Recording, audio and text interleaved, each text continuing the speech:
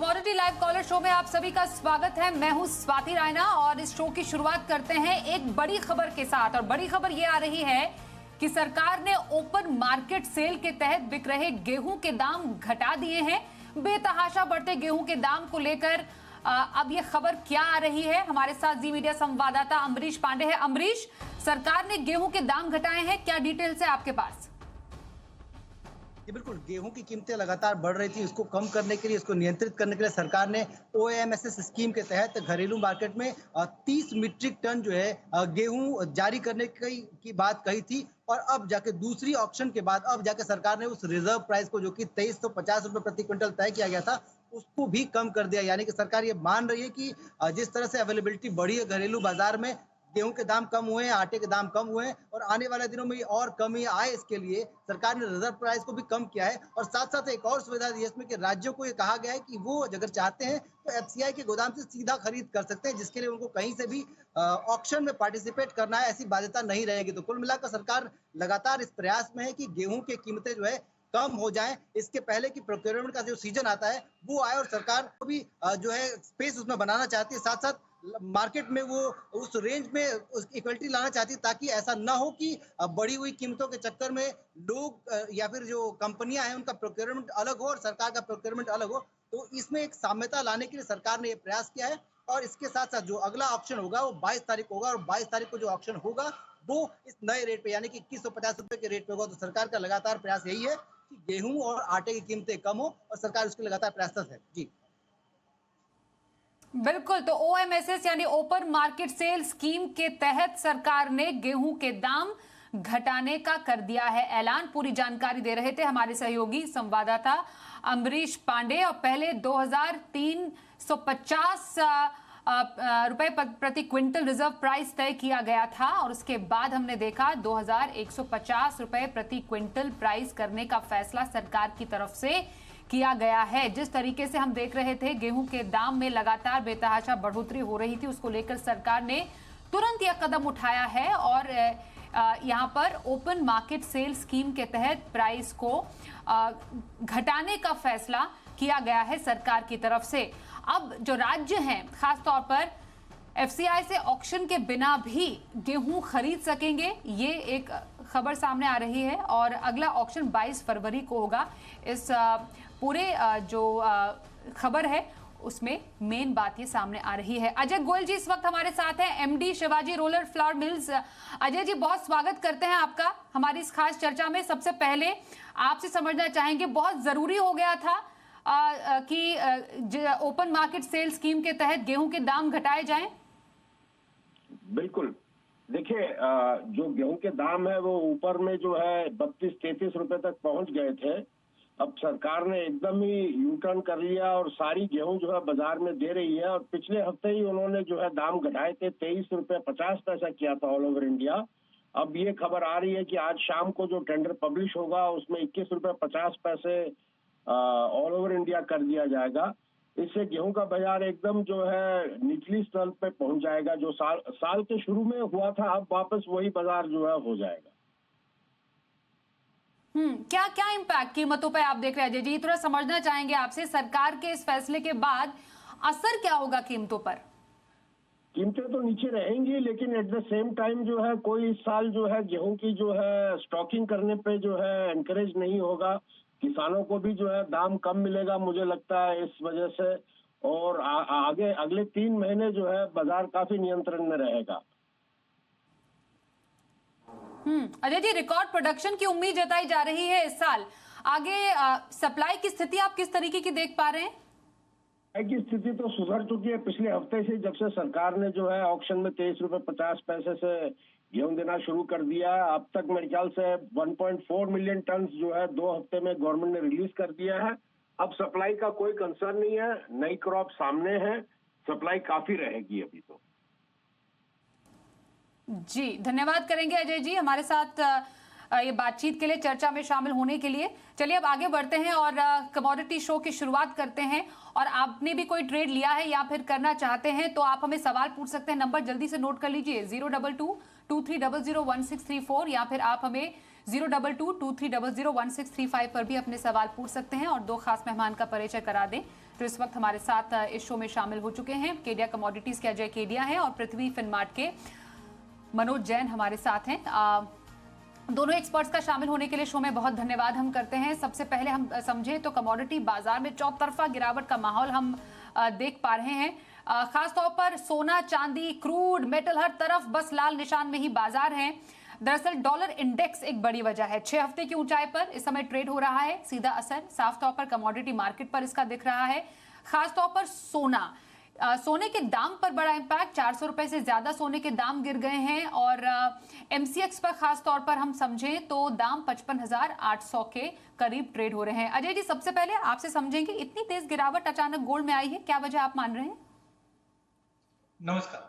Definitely देखा तो हमने ये गिरावट हमने पिछले 12-15 दिन से ही स्टार्ट हो चुकी थी, बिकॉज बजट के बाद ही हमने देखा था कि नॉन फार्म पेरोल का डेटा जो आया था वो काफी स्ट्रांग आया था और पिछले हफ्ते में भी यूएस से जो भी डेटा पॉइंट आ रहे हैं वो काफी स्ट्रांग आ रहे हैं। डॉलर इंडेक्स भी काफी ज्यादा ओवरसोल्ड जोन में पहुंच चुका था, जिसके चलते अब एक स्ट्रांग रिकवरी बोल सकते हैं या एक रिट्रेसमेंट है जो हमें लगता है 105, 106 की जोन में जा सकता है, जिसके चलते सोने और चांदी में एक बड़ा फॉल आता हुआ दिखाई दे रहा है। सोने में अगर हम देखें तो लगभग 1620 से 1970 तक का एक बड़ा जंप आता हुआ दिखाई दिया। तो अभी भी प्राइसेस रिट्रेसमेंट में ही है, जो हमें लगता है 1810, 1805 तक का लेवल इंटरनेशनल में, जबकि डोमेस्टिक मार्केट में 55,000 से 55,100 तक का लेवल दिखा सकता है। चांदी के अंदर भी हमने देखा कि प्राइसेस के अंदर एक अच्छी खासी रैली के बाद $24.5 नहीं तोड़ पा रहा है और कहीं ना कहीं अब $20.5 तक की तरफ जाता हुआ दिखाई दे रहा है, जो डोमेस्टिक मार्केट में 64,000 तक का एक अच्छा सपोर्ट बनेगा। तो ये टेम्पररी फॉल है, लॉन्ग टर्म फंडामेंटल अभी भी इंटैक्ट है। ये हो सकता है अगला एक हफ्ता और थोड़ा बहुत पेन में रहेगा market, but long term medium term अभी भी सोने चांदी के लिए अच्छा है। शॉर्ट टर्म में ये गिरावट है। बिल्कुल मनोज जी, आपसे समझना चाहेंगे, इंट्राडे में अगर किसी को ट्रेड लेना है तो गोल्ड में क्या रणनीति रहेगी, और चांदी पर भी अपनी राय दीजिएगा। अगले हफ्ते के लिए चांदी में कोई खास स्ट्रैटेजी आपकी तरफ से, क्या लक्ष्य लेकर चलें? नमस्कार स्वाति, बिल्कुल जैसा कि अजय जी ने बताया कि यहाँ पे जो गिरावट की शुरुआत हुई थी, जो यूएस के स्ट्रॉन्ग नंबर्स हमने देखे थे, चाहे वो नॉन फॉर्म पेरोल के हो या उसके बाद हमने देखा कि इन्फ्लेशन के फिगर्स जो थोड़े बढ़ के आए थे, उसके बाद हम देख रहे हैं कि retail sales, core retail sales के नंबर्स में भी ग्रोथ देखने को मिली थी। तो अब यूएस फेड की तरफ से जो ब्याज दरों में बढ़ोतरी का साइकिल है वो आगे भी जारी रहेगा। डॉलर इंडेक्स में लगातार तीसरे सप्ताह पे बढ़त देखने को मिल रही है और हम एक बार फिर डॉलर इंडेक्स को 105 की तरफ जाते हुए देख रहे हैं। साथ ही जो 10 ईयर के बॉन्ड यील्ड हैं वो 3.9% के आसपास आ गए हैं। तो इसके चलते हम देख रहे हैं कि जो रिस्कियर असेट्स हैं वहाँ जो है दबाव देखने को मिल रहा है और सोने की कीमतों में भी गिरावट है। साथ ही बाकी जो कमोडिटीज है वहाँ भी गिरावट देखने को मिल रही है। सोना, हमारा मानना है कि इंटरनेशनल मार्केट में $1820, $1800 जो है वो टेस्ट कर सकता है।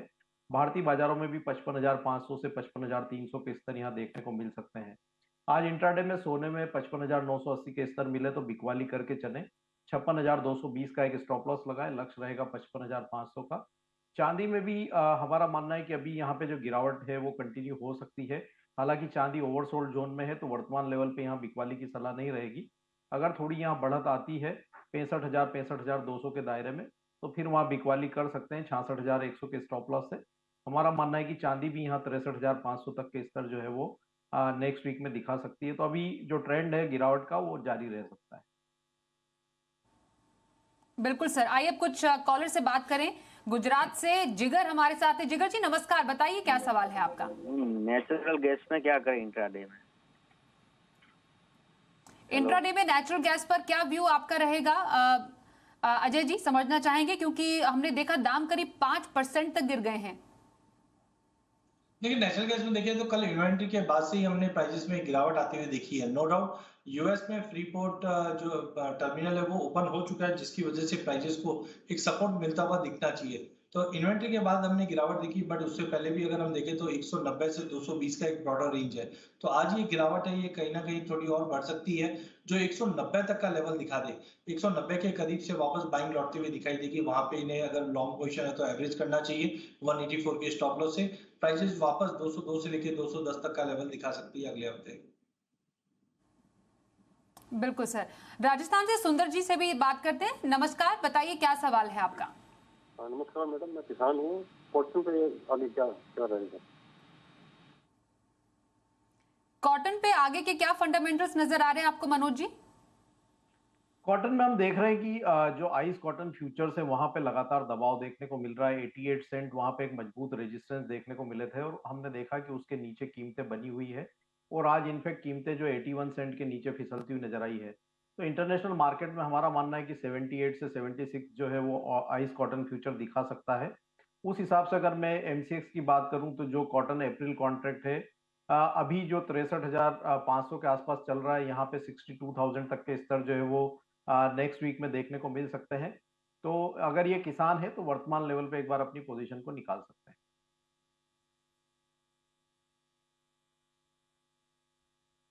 से प्रवीण जी से पहले बात कर ले। प्रवीण जी नमस्कार, बताइए क्या सवाल है आपका? नमस्कार स्वाति जी। जी बताइए। मैडम मेरा सवाल केडिया जी से है। मैंने 55,720 रुपए में 2 गोल्ड बाय कर रखे हैं। मेरा क्या टारगेट और स्टॉप लॉस रखूं? क्या टारगेट स्टॉप लॉस रखें अजय जी? जैसे मैं समझाऊं 55,200 पे इनकी बाइंग है तो बेटर है कि करंट लेवल पे एक बार प्रॉफिट बुक कर लेना चाहिए अगर 55,200 पे इनकी बाइंग है। बिकॉज टाइमिंग मुझे लगता है मार्केट में गिरावट है, जो इंटरनेशनल में $1,800 तक का लेवल, डोमेस्टिक मार्केट में 55,200 का ओवरऑल मुझे लगता है कि सपोर्ट मिलना चाहिए। तो एक बार ये प्रॉफिट बुक करके वापस 55,200 55,300 अगले हफ्ते मिलेगा, वहां पे री एंटर करना चाहिए। टाइमिंग अगला एक हफ्ता मुझे लगता है मार्केट में थोड़ा sideway to negative price momentum रहेगा, बट मार्च ऑनवर्ड्स वापस तेजी स्टार्ट होगी तो एक बार प्रॉफिट बुक करना चाहिए। दिल्ली से पंकज जी से भी बात करें। तो पंकज जी नमस्कार, बताइए क्या सवाल है आपका? मैडम कॉपर पे राय चाहिए मुझे कि आने वाले 2-3 दिन में कॉपर पे क्या राय रहेगी? आगे आने वाले 2-3 दिन में कॉपर की चाल क्या देख पा रहे हैं आप मनोज जी? कॉपर एक दायरे में ट्रेड कर रहा है, 764 से 780 का रेंज बना हुआ है और अभी जब तक ये रेंज में है हमारा मानना है कि रेंज बनी रहेगी। ये रेंज से अगर बाहर निकलेगा तो फिर किसी भी तरफ का ब्रेकआउट होने पर अगला डायरेक्शन देखने को मिलेगा। तो यहाँ पे रेंज में प्ले करते रहिए। ऊपर में 774-75 आए तो बिकवाली की रणनीति बना के चले 781 के स्टॉप लॉस से। नीचे में 765 764 आए तो वहां पे शॉर्ट की पोजीशन में मुनाफा वसूली कर ले। इवन लोअर लेवल्स पर बाइंग भी कर सकते हैं। तो जब तक रेंज में है रेंज में प्ले करते रहें। जी कोलकाता से राजेश जी से भी बात कर लेते। राजेश जी नमस्कार, बताइए क्या सवाल है आपका? जी नमस्कार मैम, मेरा सवाल नेचुरल गैस पे है। इंट्राडे में क्या करें और अगले 8 से 10 दिन के लिए क्या व्यू रहेगा? इंट्राडे और अगले 8 से 10 दिन के लिए पोजिशनल व्यू मनोज जी क्या रहे नेचुरल गैस में? पोजिशनल यहाँ पे 188 का वीकली क्लोजिंग बेसिस पे एक अहम सपोर्ट जो है नेचुरल गैस के लिए बना हुआ है। जब तक 188 के स्तर होल्ड हैं, यहाँ लोअर लेवल्स पर सपोर्ट जो है वो देखने को मिल सकते हैं। तो अगर पोजीशन लेना है तो 188 के क्लोजिंग स्टॉप लॉस से ले सकते हैं। ऊपर में 210 से 215 रेजिस्टेंस रहेंगे। तो अभी ये रेंज यहाँ पे देखने को मिलेगी। 188 के लेवल अगर ब्रेक हो गए तो फिर यहाँ पे लॉन्ग की पोजीशन से एग्जिट कर लेना चाहिए। गुजरात से अशफाक जी से भी बात कर लेते हैं। नमस्कार, बताइए क्या सवाल है आपका? मैडम गवार में क्या करना चाहिए? अभी रुकना चाहिए कि बेचना चाहिए? ग्वार में क्या संभावना नजर आ रही है आपको अजय जी? रुकना सही रहेगा? देखिए पिछले हफ्ते हमने काफी अच्छी गिरावट देखी थी गवार में, बट एकाएक हमने काफी अच्छा जंप और रिवर्सल भी देखा है। इससे पहले भी हम देख रहे हैं कि प्राइसेस 6,100 का लेवल नहीं तोड़ पा रहा था। जैसे ही 6,100 का लेवल तोड़ा तो लास्ट मंथ हमने 6,600 का हाई लगते हुए दिखा। तो मुझे लगता है कि आज की जो गिरावट है एक जस्ट टेक्निकल पुल बैक है, प्रॉफिट बुकिंग है। प्राइसेस ने 5650 का एक अच्छे बेस से उठाया, क्योंकि हाजिर मार्केट में कहीं पे भी कोई बिकवाली की ऐसी बड़ी न्यूज नहीं है। इनफैक्ट लोअर लेवल पे एक्सपोर्टर्स की डिमांड बढ़ती हुई दिखाई दी, साथ में यूएस भी ये सेल का प्रोडक्शन बढ़ा रहा है जो सपोर्टिव है। तो मुझे लगता है कि गवार में रुकना चाहिए। अगले हफ्ते 5850 तक का बेस बनता हुआ दिखेगा, वहां पे बाइंग कीजिए। इमीडिएट टारगेट 6150 का है, बट ओवरऑल ये लेवल से अवॉइड करना चाहिए शॉर्ट पोजीशन। रामपुर से फरहान जी से भी बात कर लेते हैं। नमस्कार, बताइए आपका क्या सवाल है? मैडम मैंने कल भी आपको कॉल किया था। अगर मैं मनोज सर से सवाल है, मनोज सर की अदाई से जाती है, इसलिए मैंने आपको कॉल किया है। तो मैं राय जब 2-3 मिल जाती है तो और थोड़ा सा संतुष्टि हो जाती है। तो इसलिए मेरा सवाल मनोज सर से है। बिल्कुल पूछिए। क्या 3 दिन में कुछ बड़ा है? क्या ये कंटिन्यू रहेगा आगे? मेंथा ऑयल पर क्या नजरिया देख पा रहे हैं आप अगले 3 दिन में मनोज जी? मेंथा ऑयल में यहाँ पे 990 का जो सपोर्ट था वो कमोडिटी ने होल्ड किया है और हम यहाँ पे फिर बढ़त जो है देख रहे हैं। हमारा मानना है कि वापस से एक बार 1035 1040 के जो स्तर है वो देखने को मिल सकते हैं। तो लॉन्ग की पोजीशन को यहाँ पे 990 के स्टॉप लॉस से होल्ड रख सकते हैं। ओके, सदलपुर से कैलाश मोदी हमारे साथ है। कैलाश जी नमस्कार, बताइए क्या सवाल है आपका। महाशिवरात्रि की एडवांस में नमस्कार मैडम। आपको भी बहुत बधाई। धन्यवाद मैडम। मेरे को ये कॉपर में चाल बताएं, क्रूड प्लस करना चाहिए या माइनस करना चाहिए? Long copper. Okay okay, copper में क्या राय रहेगी अजय जी? देखिए कॉपर की अगर बात करें तो पिछले कुछ दिनों में कॉपर कंसोलिडेट कर रहा है, तो अगले हफ्ते एक बड़ा मूवमेंट पॉसिबल है जो 30-40 पॉइंट का रहेगा। बट टाइमिंग मुझे लगता है जब तक प्राइसेस 782 के ऊपर क्लोज नहीं करता है, ट्रेंड थोड़ा सा नेगेटिव रहेगा। तो आज के लिए 774 775 के करीब बेच के चलिए। 767 तक का बेस मिलेगा। पिछले हफ्ते भर में हमने देखा 765 के नीचे नहीं जा पा रहा, 780 के ऊपर नहीं जा रहा कंसोलिडेशन जोन में, बट ट्रेंड वीक रहेगा तो 775 के करीब बिकॉली करके ट्रेड करना चाहिए। राजस्थान से अनुज जी से भी बात कर लेते हैं। नमस्कार अनुज जी, बताइए आपका क्या सवाल है। अनुज जी सुन पा रहे हैं? सवाल पूछिए। हाँ जी, कॉटन पे लेना था, कॉटन है। अच्छा, क्या नजरिया है कॉटन पर आपका, लेना चाह रहे हैं अभी? चलिए बेचने के लिए मनोज जी, कॉटन अच्छा बेचने के लिए मनोज जी। बिल्कुल, यहाँ पे जैसा मैंने बताया था कि अभी जो ट्रेंड है वो थोड़ा सा नेगेटिव है और 76 सेंट जो है वो आइस कॉटन फ्यूचर दिखा सकता है। उस लिहाज से भारतीय बाजारों में भी जो MCX अप्रैल कॉन्ट्रैक्ट है वो 62,000 तक के स्तर यहाँ दिखा सकता है। तो वर्तमान लेवल पे अगर पोजीशन ये किसान है तो निकल जाएं। अगर इनको शॉर्ट सेल की पोजीशन लेनी है तो कहीं भी 63,000 से 64,000 के दायरे में आए तो वहां पे शॉर्ट की पोजीशन फ्रेश क्रिएट कर सकते हैं 65,200 के स्टॉप लॉस से, नीचे में 62,000 तक के लक्ष्य के लिए। बिल्कुल, ओके चलिए अब आगे बढ़ते हैं और जरा बात करें बेस मेटल्स की। जरा बेस मेटल की कीमतों में हमने चौतरफा कमजोरी आते हुए देखी है। कॉपर की काफी ज्यादा यहाँ पर बातचीत हुई है, इसके अलावा जिंक हो गया, लेड है, एल्यूमिनियम है, करीब आधा % तक ये टूटे हैं। अजय जी, आगे बेस मेटल्स की चाल कैसे जाती हुई आपको नजर आ रही है? हर जगह कमजोरी ही कमजोरी है। देखिए ज्यादा बड़ी कमजोरी नहीं देख रहे, बिकॉज चाइना जिस ढंग से ओपन अप हुआ है और चाइना इकोनॉमी को स्टिमुलस देकर बढ़ाने की कोशिश कर रहा है, ये कहीं ना कहीं पूरे बेस मेटल को सपोर्ट करेगा। बट हाँ, ये जरूर है पिछले 2 महीने पहले जो हम सप्लाई कंसर्न्स देख रहे थे वो कुछ हद तक कम हुआ है। सेकेंडली, पिछले 10-12 दिन के अंदर हमने डॉलर इंडेक्स में जो जबरदस्त तेजी देखी है, इसका भी कारण है कि जो तेजी हमने चाइना की ओर से देखा वो फिज आउट होते हुए दिखाई दी। तो टेम्परेरी मुझे लगता है मार्केट में गिरावट का रुख है जो अगले हफ्ते भी कंटिन्यू होगा, जहां पे कॉपर हमें लगता है 760-762 का सपोर्ट, जिंक में हमने 300 से काफी बड़ी गिरावट देखी है जो 262 तक का लेवल दिखा सकता है। एल्यूमिनियम कहीं ना कहीं थोड़ा सपोर्ट लेता हुआ जरूर दिखाई देगा 209-210 के करीब, जबकि लेड पहले से एक दायरे में। तो ओवरऑल साइडवे टू नेगेटिव है अगले हफ्ते के लिए बेस मेटल। बिल्कुल, अब मोतिहारी से अभिमन्यु जी से भी बात कर लेते हैं। नमस्कार अभिमन्यु जी, क्या सवाल है आपका? अभिमन्यु जी सुन पा रहे हैं? क्या सवाल पूछेंगे? हेलो जी पूछिए सवाल। पोजीशन है मेरा 5 लॉट है। नेचुरल गैस के 5 लॉट हैं। 1 वीक का।